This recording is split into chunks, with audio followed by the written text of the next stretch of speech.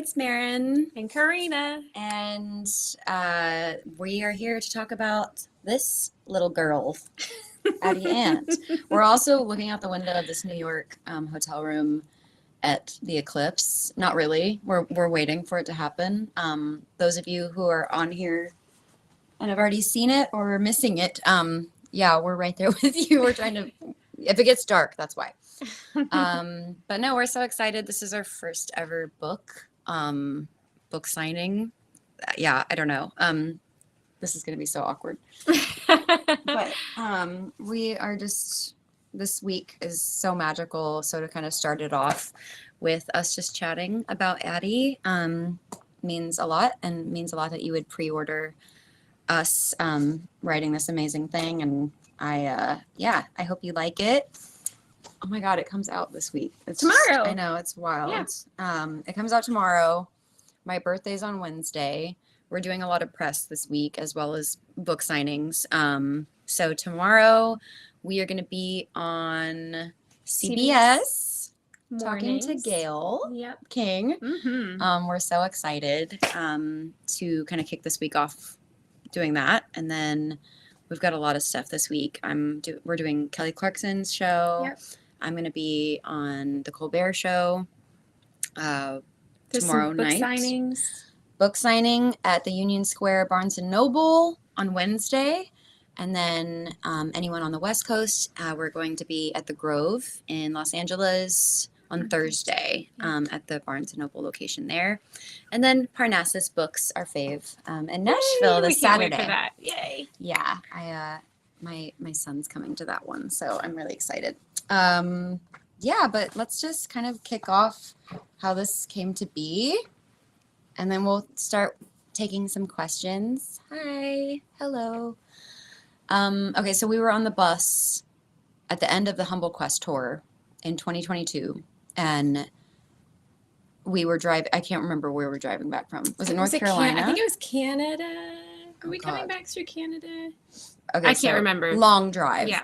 And occasionally on tour, Karina would jump on my bus and we would just spend the whole drive home talking till literal sunrise. There were many times where I would start making coffee at sunrise because as we were pulling back into Nashville, we didn't go to bed. But we solve all the world's problems. We do. In the front lounge of a bus. We do. And I don't know, this just came up. The book writing came up because we were talking about Hayes' favorite books. He has a big drawer on my bus of children's books that I read to him before bed. And I guess just it was probably 3 a.m. and we were just like, what if we wrote one? Like, that wouldn't be so crazy. We could do that. And we have no idea where to start or who will publish it, but we just, I don't know, it all kind of locked into place really wonderfully. And we wrote it, I think, like that next month. Yeah. Even. We spent a whole day and just world created. Yeah. And it was so fun. And I don't know, we found an amazing partner with Chroma publishers. And then also via Instagram, Karina found Kelly Ann Dalton, our illustrator, who just knocked this world out of the park and made it feel real and just even more whimsical and magical. So, and you know, of course we want a lesson to be told with our book, but I think obviously with children, like their first instinct is just to like look at the visuals. They can't read. So they're listening to, you know, your parent read it, but they're also just taking and absorbing this amazing piece of art. I really feel like every page, every spread that Kellyanne did is just and there's lots of little surprises that we have in there for you too. Yeah. Okay. So this was like one of the first pages we saw. I think this was the first page that we saw. So this is like the anthill. And my favorite thing, we asked Kellyanne, we were like, can we make Addie's two ants look like the Grey Gardens family? Yeah. So little Edie and big Edie. And so she like amazingly did that. We've got little Edie's bonnet on this ant's head. And then she like took so much creative, volition herself and made this like amazing periscope coming out of Addie's room so she can like look around the garden from her bedroom in the anthill. I mean, there's just like so many wonderful details and Easter eggs. And I love that like she has this giant pack of sunflower seeds in her room. It just, I don't know, like little things like that just make me so happy. And you find things as you read this book each time that are little surprises. So every time we read it, we find something else. I know, like seeing it blown up finally and not on an email PDF, we were just like, oh my goodness. This was the other one. So Lewis Ladybug's home. The fact that she added these like chandelier rings, so like little rings that get lost in the garden, Lewis turns into his chandeliers. Yeah, and like obviously we've got our little, I cannot see what I'm doing, little flag, and then he's got his one bug show poster and all these scarves, and he has like a little bean pod that he's like hammock that he sleeps in. I mean, just I can't. It's so cute. So yeah, this will be out tomorrow. We're so proud of her. I'm so excited to share her. I know. And we've already finished book 2. Yeah. So we are continuing the story and showcasing some other characters that Karina created in her head that we didn't see in the first book. So we'll have some familiar faces in book 2 and also some new ones I'm excited about. I guess let's take some questions that were sent in. First is from Kevin from Nevada. You have a busy singing career. What inspired you to write this children's book, and why are the characters meaningful to you? I feel like the character one should be for you because you created them. Like, why were these characters meaningful? So I'm a big gardener, and I have been my entire life. But I was also a teacher for 10 years. And I think one of the things that's so wonderful about spending time in the garden is like, it's quite peaceful, but if you really dig in, you can start to watch worlds happen. And I think that's what ended up happening was I'd be out in the garden and I'd see like Addie is an ant who's traveling from one bed to another. And I watched ants move from one bed to the other. And I would think, oh my goodness, I wonder what that's like. I wonder if they have a little family in their hill that they're like saying goodbye to and they never see again. And that's how Addie was created. And each of these characters are little individuals in an environment that I saw while I was in the garden. Love and it. Look how dark it is. Ooh. I think we're eclipsing. Oh my God. Of course we can't see the sun. But it's cloudy, so dark on the patio. Oh my gosh, so cool. But when I told Maren about it, Maren was like, let's go, we're doing this. We are putting this into a book and we are getting it done tomorrow. So and you're only meeting a few of the characters, but Karina created so many that have special names that are tied to children in her life. So her friend Nicole's like Cleo Cricket you'll daughter. meet, and that's my friend Nicole's little girl. Cleo. I love that some of the names are just like kids that Karina loves. So next question's from Tammy from Colorado. Where did you get the name Addie from? That's my great-grandmother's name. I mean, we were like toying with a few different names because we definitely wanted alliteration happening and just something that like felt timeless, but like she's always been with you. So that's kind of how like Addie came to be. So we definitely wanted something that was like fun to say and fun for kids to like say as well. So that's kind of how Addie came to be, but we love her. From Sarah in Indiana. Maren, I'm a super fan of you and your music. I have 2 young children. So when I saw you were releasing a book, I was very excited to have a copy to read to my children. Have you always wanted to write a book? Or was this very much inspired by having your own child? Who asked who to write this book together? Looking forward to many nights reading this book to my kids. Yay, thanks, Sarah. I love that. So I think definitely having my son reading books to him every night since he was a newborn has just been a really special thing that we have. And now he's 4 and has, toddler requests. So I feel like we read the same book every night. It's just like a comfort thing for him. And hopefully this book will be one of those someday. But I think just like getting to revisit my own childhood through children's books that I loved as a kid, getting to introduce those to Hayes, and also like the newer children's books that are popular now. Like my son loves Dragons Love Tacos. That So was a big one in cute. our house. And just seeing like what sort of sparks his imagination is just really, oh, we're frozen. Fascinating to me. Okay, I don't know if you can still hear me, but It seems like it's working there. yeah, okay. So hopefully. Okay. Oh, yeah. Okay, good. great. Thanks, JK. Olivia. But yeah, I hope that answered that question. Taylor from California asked, what's the most surprising thing you learned while writing this book? Oh gosh. I don't know. I think it was really fun. I don't know how many adults get to create an imaginary world with their best friend anymore. I feel like it's something that kind of stops when you're little.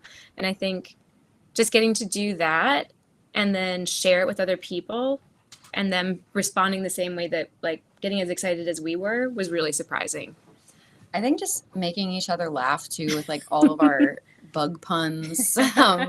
We just went really fully in on those. And, you know, the map in this book of the garden, each garden bed has a purpose and a destination. So anything from like Kale University, being in the tomato bed where Addie lives, to like the Blueberry Note Jazz Club, The gulch. the mulch, The mulch. yeah, City Crawl. Yeah. We went so overboard, but it's like one of my favorite pages of the book because I just feel like it's bittersweet. We want it to be real. We want to like have this larger than life garden and walk through the beds and go get a bug cocktail at the jazz club or go grocery shopping at the grocers. So it's like there's so many things that we hope that you as a parent or an adult or your kid just ends up loving. And I feel like obviously this is a book for children, but we tried to put a lot of little Easter eggs that would make adults laugh because we're the ones buying the book and reading it to them. So it's really fun. Tanya from Missouri said, I was wondering what made you two decide to do this book together. I think it'll end up being one of my favorites to read to the grandkids, nieces, and nephews. Oh, I love that. I mean, I hope so too. Like that would be such an honor if this book became a memory for your children or grandchildren. That's like one of the most special things about creating it is just leaving something behind that meant something to a child. Like Karina used to be a teacher. She's obviously like worked with children and kids for years. So I think my angle coming at it from a mother, her coming at this from an educator's perspective, we adore children, and like there's nothing more fascinating than watching a child's mind grow and develop. And so having a little piece of that with this book is really special. Yeah, and even like to answer about like doing what made us decide to do it together, I think that was the conversation about like what are the books for us that we had that you're now reading to Hayes, and like what makes a book have longevity, what makes it last, and like what makes a classic, and wanting to do that. Yeah, and it's always like harder than it looks. Like thank God Karina had this whole list of characters already flushed out, but I think trying to write a children's book and keep things whimsical, simple, palatable for a child's brain, but also like weaving in a theme and a lesson to be learned. It's like it's harder than it seems because we were referencing so many children's books while writing this and kind of taking and getting inspiration from like, okay, how did they introduce this obstacle? How did they introduce this resolution? Like it's definitely like a task. So I think that's why really classic children's books, which obviously we hope this becomes one, but the ones that have lasting power are really, really simple. And I mean, even like the illustrations, like we have ours in full color, but like one of my son's favorite books is Make Way for Ducklings.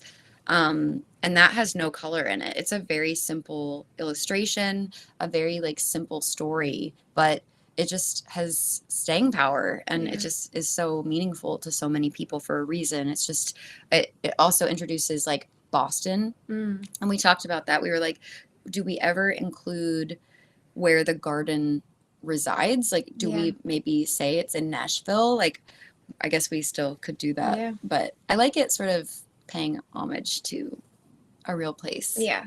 Even though Yeah. it's a fictional world. Yeah. From Matt in Idaho, did the story come to you first, or did the character of an ant? I was a runner for you when you played in Boise at the Botanical Garden. Oh my God, That was a show beautiful show. So pretty. Yeah. Loved that venue. It was gorgeous. Thanks, Matt. Yeah. You're a great runner. You probably have I Karina's remember. number. Yeah, you probably do have my number. Yeah.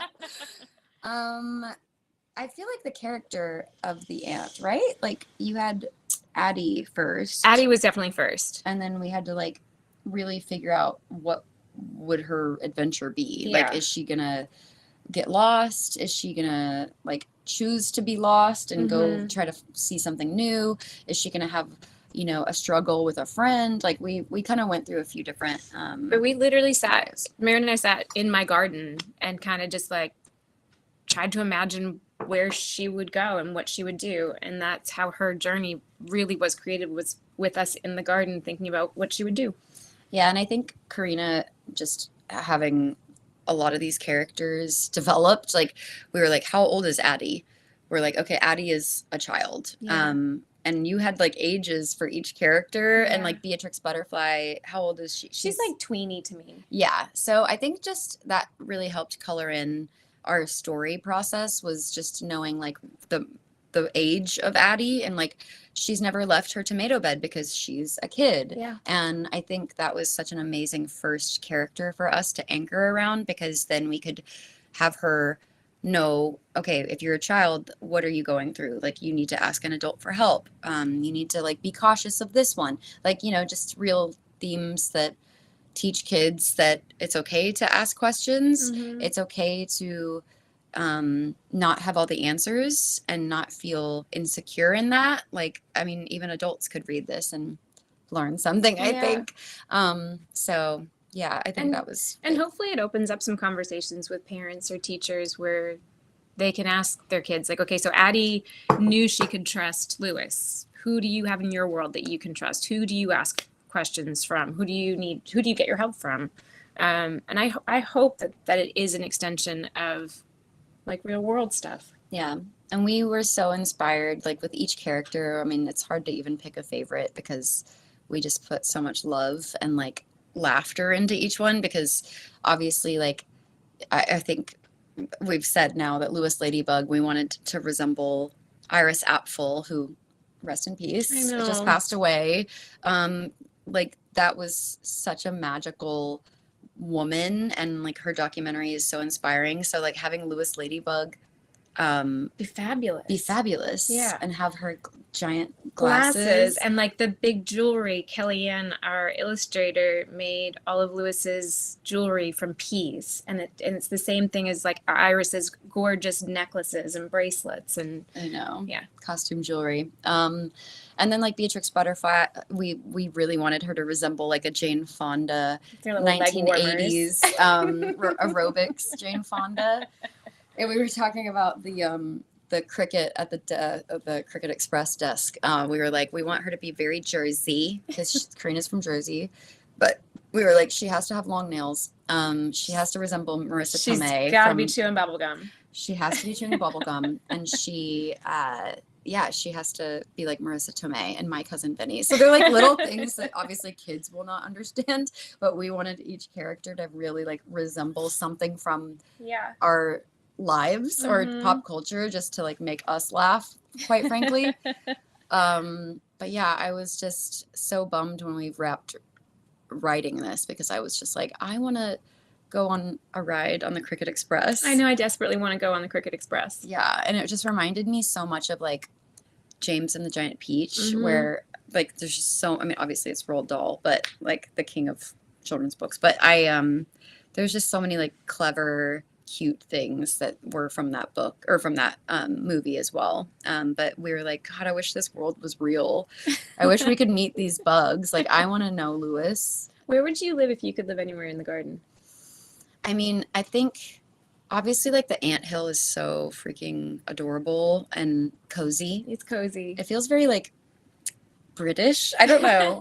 But I also I love Beatrix's place. And I love I don't know. I don't know. But I think probably Beatrix's abode because she has all the flowers and like the fruit. Yeah. All the sweets. Very girly.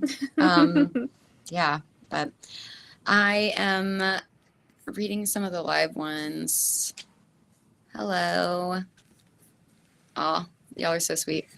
Okay, well, I feel like, sorry we had a bit of a late start. This video was frozen, but we hope that you love Addie and her friends and love this book and fall in love with not only the story and the characters, but like Kelly Ann Dalton, our illustrations, because she just made this so much more magical than the page. And I can't thank her enough for spending so much time making each idea of ours come to life and also add her own flair and surprises for us to get excited about too the first time we saw her first drafts. So I'm ready for book 2. Yay.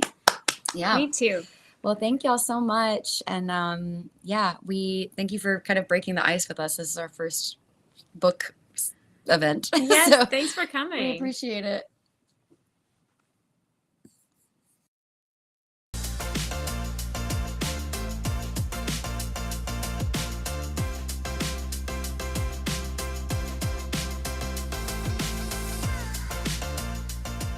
Hey, this is John Acuff, New York Times best-selling author of 7 books and someone who's done a live signing. If you like the one you just watched, make sure you check out our YouTube channel. It's full of amazing authors having great conversations and signing books for viewers just like you. So make sure you subscribe, and thanks for watching today.